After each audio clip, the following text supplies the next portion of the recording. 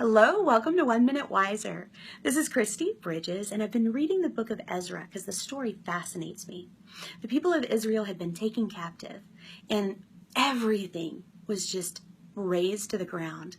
Even that gorgeous temple that Solomon had built was just demolished, and all the handmade art and dishes in there were hauled off by the king who conquered them. Well, when Nebuchadnezzar died, King Cyrus said, you know what? These people need to go back and they need to rebuild their temple because they need to pray for me and pray for our country.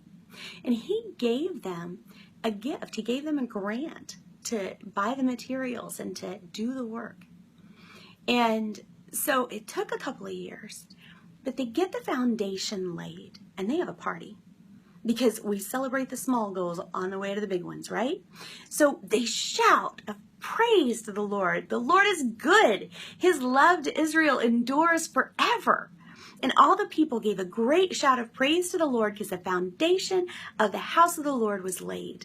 But many of the older priests and the Levites and family heads who had seen the former temple, they wept aloud when they saw the foundation of this temple being laid, while many others shouted for joy. No one could distinguish the sound of the shouts of joy from the sound of weeping because the people made so much noise. It was heard far away.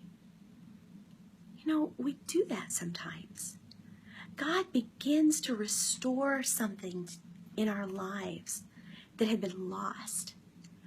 And as we see it being restored, we fall apart, because there's grief buried in us from the loss and the awareness of what once was and the awareness of the small start that we see in front of us. Don't despise the small things. Give God the praise and let Him restore you beyond your imagination. God bless you.